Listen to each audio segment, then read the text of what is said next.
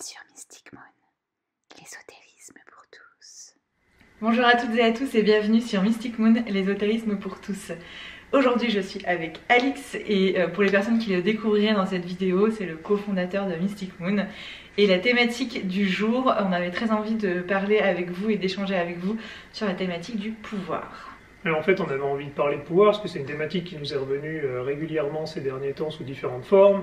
C'est aussi un sujet en fait qu'on trouve intéressant d'évoquer en tout cas et puis justement d'apporter des clés aussi sur ce sujet-là parce que c'est pas forcément très clair justement le pouvoir en fait et c'est un mot qui est assez connoté suivant les différentes cultures et tout ça donc on trouvait intéressant de faire une vidéo là-dessus pour repartir un peu de se dire ok qu'est-ce qu'on définit comme pouvoir, qu'est-ce qu'on a comme pouvoir, qu'est-ce qu'on donne comme pouvoir, enfin ce type de questions.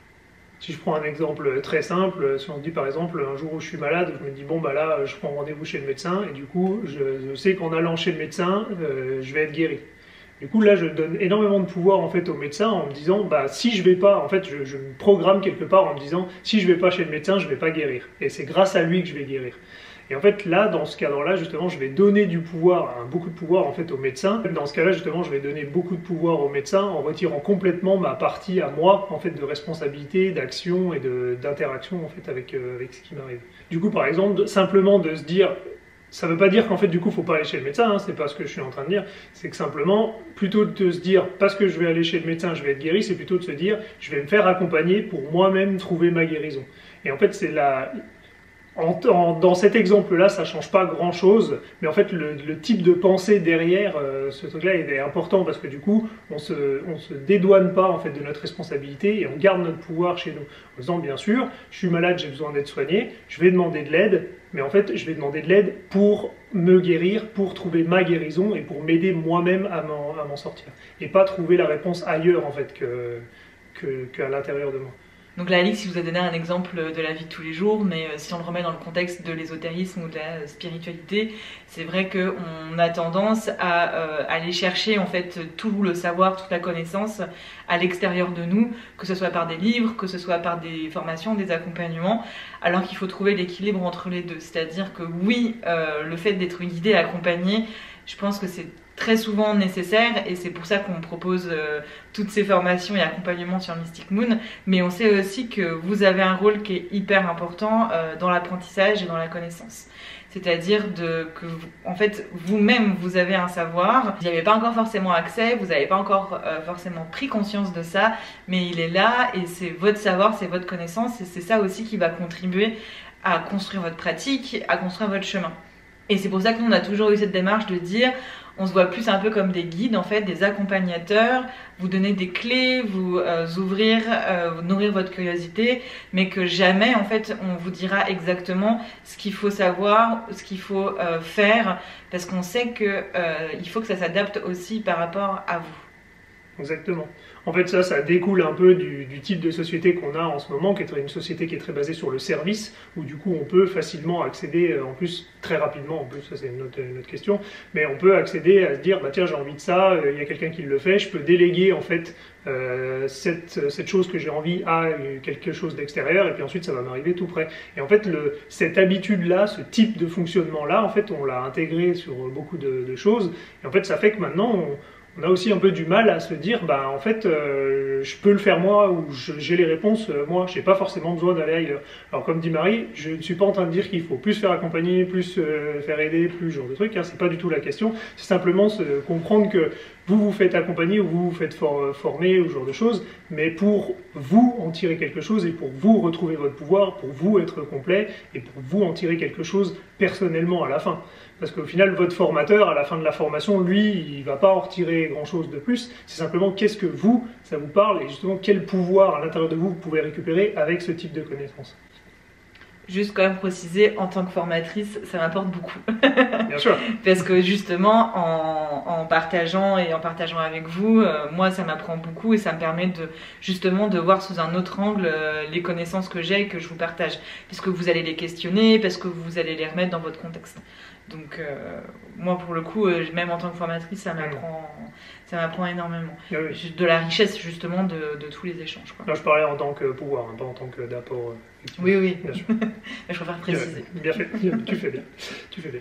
Du coup, effectivement, en fait, cette habitude en fait, de pouvoir se dire bah, je peux tout trouver ailleurs, ça nous aide pas, nous, à nous poser les questions intérieurement, à nous reconnecter avec notre être intérieur, à nous reconnecter avec notre pouvoir, justement, plutôt que de donner le pouvoir ailleurs, en fait. Et ça, c'est quand même, quelque part, c'est quelque chose qui est un peu transcendantal en fait niveau ça touche à tout en fait ce qu'on fait puisque c'est un état d'esprit global en fait que ce soit par rapport à l'ésotérisme et la spiritualité mais dans votre vie en général de se dire ok moi je suis là j'ai un pouvoir je fais quelque chose je prends mes responsabilités et effectivement ça n'empêche pas de se faire aider mais du coup c'est de l'aide c'est pas quelqu'un qui fait à votre place. Et c'est vrai que si on reprend l'exemple de départ par rapport à la médecine, je sais que par exemple les soins ou la guérison que je propose c'est pas de faire la guérison directement pour vous. C'est-à-dire que, encore une fois, là je vais être guide, je vais aller chercher des informations par rapport à votre état et je vais aller chercher des informations sur comment on peut améliorer votre état, mais en aucun cas je vais faire tout le travail de guérison. Vous avez aussi un rôle clé à jouer. Et c'est vrai que ce soit dans les soins ou dans les accompagnements, les formations, peu importe, les retraites aussi, parfois c'est vrai que ça peut être frustrant pour vous parce que vous avez envie qu'on vous dise exactement ce qu'il faut faire ou comment il faut le faire, quelle posture il faut adopter. Et nous on s'est toujours refusé à prendre en fait cette position parce qu'on sait que c'est pas bon pour les gens qu'on accompagne en fait. On sait que justement notre objectif c'est de vous rendre votre pouvoir. Et rendre votre pouvoir de guérison, rendre votre pouvoir à créer votre pratique, à votre réveil spirituel, etc. etc. Et donc c'est important de comprendre aussi le rôle des personnes qui vous accompagnent et de faire attention à ça aussi parce qu'on le voit, c'est normal, ça fait partie de la société et c'est aussi lié à des problématiques d'ego. On a un peu ce qu'on appelle des gourous, c'est-à-dire des personnes qui vont vous dire exactement ce qu'il faut faire, comment il faut le faire, et ça peut donner l'impression de oh, c'est super, j'ai l'esprit libéré, j'ai pas besoin de penser à comment je dois avancer sur mon chemin, on me dit exactement ce qu'il faut faire. Il faut prendre du recul en fait par rapport à ça et vous dire que il y a peu de chances que ce soit la bonne solution pour vous et qu'il faut en fait plutôt trouver, que ce soit par les livres ou par des personnes ou par les échanges que vous pouvez avoir, trouver en fait le juste milieu à ok on me donne des informations clés qui vont m'aider à comprendre ce que j'ai en moi et comment je veux moi avancer et on me donne un package complet où j'ai aucune liberté de mouvement et où finalement je donne mon pouvoir à cette personne-là et du coup bah, je sais moi-même pas où je vais quoi. Ouais, en fait justement je sais qu'on en avait parlé un peu de ça dans une autre vidéo avant mais en fait, ça fait un peu le parallèle entre. Il faut trouver l'équilibre entre rejeter en bloc parce qu'il y a quelque chose il y a un point qui ne nous convient pas dans toutes les informations qu'on nous donne et tout accepter en bloc alors qu'il y a un petit point qui ne nous convient pas. En fait, il faut trouver le juste milieu. Moi, je sais que personnellement, je suis plus une personne où je prends ce qu'on me donne. Et puis au bout d'un moment, je me dis, bon, maintenant je me pose 2 secondes, maintenant que j'ai bien intégré ce qu'on m'a donné, là je vais prendre un peu de truc, ok, est-ce que tout ça, ça fait du sens pour moi? Qu'est-ce que je garde, qu'est-ce que je garde pas? Et puis je commence à apprendre quelque chose d'autre, et puis en fait je fonctionne comme ça. Mais d'abord je prends tel quel. Je sais qu'il y a d'autres personnes, je pense que toi par exemple, où tu prends plus, tu sens tu as un besoin d'adapter très rapidement ce qu'on te donne comme information. Ouais. Et du coup c'est intéressant de voir, ça veut pas dire que pour le coup j'ai plus de pouvoir, ou j'ai plus donné mon pouvoir, ou moins donné mon pouvoir, ou quoi. C'est juste 2 façons de faire. Ce qui compte, c'est de se dire, ok, au bout d'un moment, on est tous les 2 au clair avec ce qu'on est en train de faire. Ça nous convient pas, mais on sait pourquoi on le fait.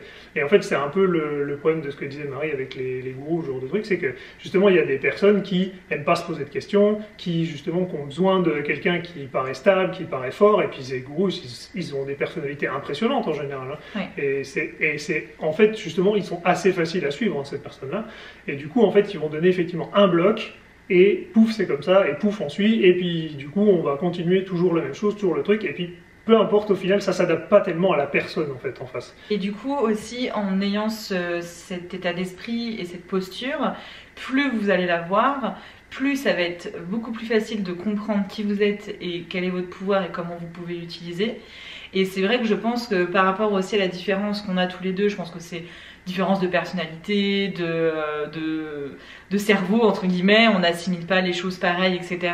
Mais c'est aussi parce que du fait que moi je suis à 100% sur ces sujets-là, j'ai aussi eu beaucoup plus l'occasion de traiter de ces sujets-là. Et à force, maintenant c'est beaucoup plus facile et beaucoup plus évident pour moi de savoir qu'est-ce qui me convient, qu'est-ce qui me convient pas, ou comment je peux l'adapter pour moi en fait. Et du coup, c'est vraiment une posture et un mécanisme à mettre en place. Alors je sais que c'est pas forcément facile et évident au départ, surtout quand c'est des sujets qu'on connaît pas du tout, et c'est pour ça que nous on est convaincus que l'accompagnement et la formation c'est clé sur ces sujets-là, et c'est pour ça qu'on le propose. Mais par contre, ça veut pas dire que vous n'avez pas vous votre propre touche à mettre, si je peux dire, dans tout ce que vous allez apprendre et tout ce que vous allez faire. Et plus vous allez commencer tôt à le faire, et plus ça va être d'une évidence folle. Et moi aujourd'hui, je continue à me faire former, hein. J'ai quelqu'un qui me suit une fois par mois, je fais des formations aussi en ligne. Voilà, je vais faire un stage là au mois de mai, je crois. J'ai aucun problème à continuer à me former, mais je sais que ce que j'en ressortirai, ça sera pas uniquement ce que la personne m'aura donné, mais comment moi en fait je l'aurai intégré. Et forcément en l'intégrant, il y a une partie de moi qui va en ressortir, et cette partie de moi, il y a que moi qui ai accès. Le formateur il sait pas ce que c'est. Donc c'est vraiment un équilibre et un jeu entre tout ça, quoi. En fait, on a beaucoup parlé justement de donner du pouvoir en fait à des choses, d'ailleurs on a parlé de gens en fait, ou de formateurs, ou de personnes, de personnes physiques. Mais ça peut très bien être la même chose pour tout ce qui est croyance, ce genre de choses, hein. Si vous avez une croyance qui revient très régulièrement, à laquelle vous donnez beaucoup de crédit, ce genre de choses, en fait vous donnez énormément de pouvoir à cette croyance, dans le sens où du coup votre vie va dépendre de ce que vous faites par rapport à cette croyance. Du coup, c'est vraiment donner du pouvoir à une croyance, quoi. Donc là, on a donné des exemples avec des personnes physiques, mais ça s'applique effectivement pas que aux personnes physiques. Oui, et du coup, c'est ce qu'on appelle le pouvoir. Vous savez, il y a tous ces termes, le pouvoir de l'intention, la loi de l'attraction, ce genre de choses. Alors, on pourra pas rentrer dans le détail parce que ça mériterait une vidéo à part. Et d'ailleurs, on y a déjà réfléchi de vous faire une vidéo sur les intentions.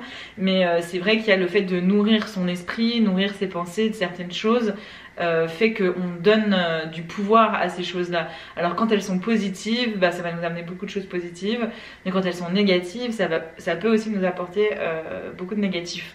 Donc le pouvoir, en effet, c'est pas que aux personnes, c'est aussi aux pensées et aux choses, donc aux croyances par exemple. Du coup, c'est aussi un mécanisme à adopter. Moi, je sais que c'est quelque chose sur lequel je travaille beaucoup ces derniers temps, et Alix aussi, parce que vu qu'on vit ensemble, bah du coup souvent on travaille sur les mêmes choses, et ce truc de nourrir des pensées positives et pas des pensées négatives, c'est vraiment pas simple. Et quand on s'attarde 2 minutes sur le sujet, on se rend compte que le nombre de pensées négatives qu'on génère par jour par rapport au nombre de pensées positives, c'est assez impressionnant. Donc souvent on en génère beaucoup plus de négatifs finalement.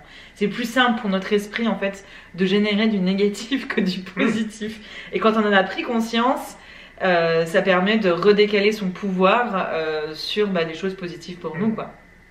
Ouais, bien sûr, parce en fait, c'est beaucoup plus facile pour nous, comme démarrer, de générer des pensées négatives, parce qu'on a eu un conditionnement sociétal qui fait on pense comme ça. En fait, on est très sur des objectifs, on est très sur la perfection, on est très sur des trucs à atteindre, ce genre de trucs, et du coup, on est très sur la culpabilité, sur ce genre de choses, et que du coup, c'est des trucs qui nous ont marqués, et qu'on a gardés, et on dit, bah ça, j'ai pas fait bien, ça, je voudrais le faire autrement, ça va pas. Enfin, il y a plein de choses, en fait, qu'on nous a pas, justement, appris dans notre éducation là-dessus, et du coup, effectivement, on a un conditionnement qui nous pousse à donner beaucoup de pouvoir, malheureusement, aux pensées négatives. Là, on a parlé beaucoup, en fait, comme je disais, de donner son pouvoir, de donner du pouvoir à quelqu'un, mais en fait, on peut aussi, sans s'en rendre compte, en prendre du pouvoir à quelqu'un. Alors, on va pas aspirer le pouvoir de quelqu'un, mais si, par exemple, sans qu'une personne nous le demande, on trouve des solutions, on essaie de trouver des solutions à un problème d'une personne, ou ce genre de choses, en fait, en lui coupant un peu l'herbe sous le pied, en fait, on retire du pouvoir à cette personne en lui ôtant la possibilité de comprendre d'elle-même et d'avancer d'elle-même. Et en fait, du coup, sans le vouloir, hein, effectivement, dans ce cas-là, on lui vole son pouvoir, et du coup, voilà, c'est une autre façon, en fait, d'interagir avec le pouvoir. Et en fait, quelque part, si on relie avec ce qu'on a dit avant, c'est un peu ce que font ces types de gourous. En fait, ils volent le pouvoir aux gens en leur donnant tout directement préfet, en les laissant pas agir ou réfléchir tout seuls, en fait. Et ça, c'est beaucoup lié aussi à l'aspect émotionnel, parce que moi, je sais que j'expérimente les deux cas en tant que formatrice et accompagnatrice, puisque dans mon rôle de formatrice, je ne suis pas parfaite, mais j'arrive vraiment à garder cette distance. Si vous avez déjà fait une formation en accompagnement avec moi, j'arrive vraiment à vous laisser en fait responsable et au centre de votre formation, de votre accompagnement. Par contre, quand c'est dans ma vie personnelle, par exemple avec Alix, je suis du coup beaucoup plus dans l'émotion, et si Alix ne va pas bien par exemple, ou qu'il a un problème, etc., je vais tout de suite essayer de chercher une solution pour lui, au lieu d'être dans la discussion et dans l'écoute active. Et finalement, je lui vole son pouvoir quand je fais ça. Alors, c'est pas du coup, ce que je voudrais dire, c'est que c'est pas toujours avec des mauvaises intentions, parce que je ne me considère pas comme le gourou d'Alix. Mais des fois, c'est des bonnes intentions, c'est qu'on a tellement envie d'aider l'autre parce qu'on l'aime, que on surpasse finalement, on dépasse sa position qu'on devrait avoir d'écoute active et pareil en fait d'accompagnant, quoi, et en lui disant exactement ce qu'il doit faire. On n'est pas parent, donc on ne peut pas faire la comparaison avec le rôle de parent, mais en tant qu'enfant et en tant que tante, etc., je vois aussi cette mécanique qui arrive beaucoup entre les parents et les enfants. Je vous le cite parce que je me dis qu'il y a sûrement des parents qui nous écoutent et que vous devez savoir de quoi je parle. Ce truc de protection, en fait, de vouloir faire attention à l'enfant en lui disant tout ce qu'il doit faire et comment il doit faire. Et en tant que parent, ça part d'une très bonne intention. C'est que on n'a juste pas envie que notre enfant souffre ou prenne une mauvaise décision, etc. Ou qu'il se fasse mal, ou qu'il fasse des choses qui mettent en cause sa sécurité, ce genre de choses, évidemment. Hein. Et du coup, je pense que vous voyez en fait les deux rôles, celui où vous prenez le pouvoir ou celui où on vous prend votre pouvoir. Et du coup, en ayant ces deux rôles, je pense que vous voyez l'importance aussi dans ces pratiques-là, on va revenir un peu à l'ésotérisme et à la spiritualité, qu'on vous prenne pas tout votre pouvoir, quoi. Et que c'est exactement le même sujet avec les rituels et les sortilèges, par exemple, parce que c'est des questions qu'on nous pose beaucoup, et c'est aussi dans les accompagnements et les formations, c'est un sujet qui est très important, à savoir par exemple quelles intentions je peux poser, comment je peux les poser, la durée d'un rituel, etc. Et en fait, dans ces actions-là, notre pouvoir il est aussi très important dans le sens où on ne remet pas toute la solution à l'univers ou une entité ou une divinité suivant vos croyances. C'est exactement le même rôle, que ce soit une divinité ou l'univers. Pour nous, il a le même rôle que nous, en fait, on a avec vous. C'est-à-dire que c'est un rôle de guide. Ça va vous ouvrir des portes, ça va vous ouvrir un chemin, mais l'univers, il va pas faire l'action pour vous-même, en fait. Il peut pas faire pour vous. Donc, il va vous ouvrir une porte, il va vous tracer un début de chemin, mais si vous allez pas sur le chemin, il se passera rien. Et c'est pour ça aussi qu'il y a souvent beaucoup de frustration avec la pratique de la magie ou la pratique de la sorcellerie. C'est que on fait des rituels et puis on attend et puis il se passe rien et on comprend pas pourquoi. C'est que je dis toujours, c'est qu'en fait c'est pas magique. C'est-à-dire que ça fera jamais à votre place. Par contre, il faut comprendre aussi que ça prend du temps. Et dans cette société où on attend que tout nous vienne, comme disait Alix aussi, on attend que tout nous vienne très vite. Et dans la pratique de la magie ou de la sorcellerie, c'est pareil. C'est-à-dire que suivant ce qu'on demande, ça va prendre plus ou moins du temps. Donc ça veut dire que c'est quelque chose qu'il va falloir nourrir sur le temps et qu'il va falloir aussi s'ouvrir à ce qui se passe. Et rester ouvert à tout ce qui se passe. Parce que l'univers aussi va vous donner des synchronicités, va vous donner des signes, va vous donner des opportunités, et ces opportunités, il va falloir les saisir en fait. Exactement, en fait c'est deux des choses qui posent les plus problèmes en fait, par rapport aux intentions. En fait c'est de vouloir que ça aille trop vite, et en fait juste pour le dire rapidement comme ça, vous allez vous rendre compte un peu du truc. Si tout ce qu'on avait comme intention, ça se manifestait instantanément, je ne sais pas si vous imaginez comme le nombre de pensées négatives qu'on a et tout, si tout se réalisait instantanément, ça serait un sacré bazar. Du coup, en fait, ça nous laisse aussi le temps d'intégrer que ça va arriver, ça nous laisse le temps de faire un chemin pour arriver jusque-là. En fait, c'est qu'on a plus de mal à voir, justement, mais du coup, comme dit Marie, ça prend du temps. Et l'autre chose, en fait, c'est que définir son intention, c'est très bien, la définir très fort et justement le vouloir très fort, tout ça, mais effectivement, ça ne va pas empêcher d'agir en fait, hein, parce que du coup, cette intention, pour qu'elle se manifeste, il faut que vous y participiez. Elle ne va pas se manifester toute seule sans vous. Du coup, en fait, pour donner du pouvoir à une intention, justement, il faut continuer d'agir en fait en parallèle avec ça. Exemple tout bête, il y en a un qui me vient. Si vous avez l'intention de trouver l'amour, de rencontrer quelqu'un avec qui vous allez passer un bout de chemin, mais que vous restez enfermé chez vous 7 jours sur 7, H24, il y a peu de chances, à moins que ça soit le livreur ou le facteur, il y a peu de chances que vous tombiez sur la personne avec qui vous allez passer votre vie. Donc c'est-à-dire qu'en posant cette intention, qu'est-ce que ça fait? C'est que ça va ouvrir des portes. Donc c'est à vous d'agir. Par exemple, si vous recevez dans votre boîte à lettres un prospectus pour une école de danse, peut-être qu'il faut aller s'inscrire au cours de danse. C'est peut-être un signe qu'on vous envoie, que vous allez rencontrer quelqu'un là-bas, ou que tout simplement ce cours de danse va vous permettre d'être plus à l'aise avec votre corps, de vous exprimer plus facilement, et que du coup, à la prochaine étape, ça sera plus facile de rencontrer quelqu'un. En tout cas, il y a peu de chances que ça se passe chez soi. Exactement. En fait, l'univers, ça va vraiment être... Quand vous donnez votre intention à l'univers va vous aider à mettre ça en place, mais il ne va pas le faire à votre place. Exactement. C'est ce que, comme disait Marie, en fait, là, c'est que du coup, va falloir agir pour manifester tout ça, parce que du coup, vous voulez en fait justement que ça se réalise, il faut vous préparer à ce que ça vous réalise, donc il faut agir aussi comme si ça se réalisait. Donc en fait, il y a tout un travail autour de ça en fait qui continue à mettre en place, en plus de définir son intention. Parce qu'en fait, le fait de donner beaucoup de pouvoir à une intention, c'est une bonne chose en fait justement de mettre ça en place et puis de vouloir participer à sa manifestation, mais en fait ça ne vous dédouane pas en fait de tout ce qu'il y a à faire avant. Vous pouvez pas donner la responsabilité à l'univers en lui disant du coup moi je voulu ça pendant longtemps et puis du coup c'est pas arrivé. Si vous n'avez pas agi pour que ça arrive non plus, dans l'exemple qu'a donné Marie, effectivement, il y a peu de chances que ça se mette en place. Du coup, là, encore une fois, c'est vraiment une histoire de pouvoir. C'est de vous dire, d'accord, c'est ce vers quoi je veux aller, et du coup, qu'est-ce que je fais, moi, pour réaliser ça? Et du coup, vous allez avoir de l'aide le long du chemin, mais ça ne le fera pas à votre place. Je crois qu'on a déjà bien partagé sur le sujet, que ce soit le pouvoir qu'on donne et le pouvoir qu'on prend.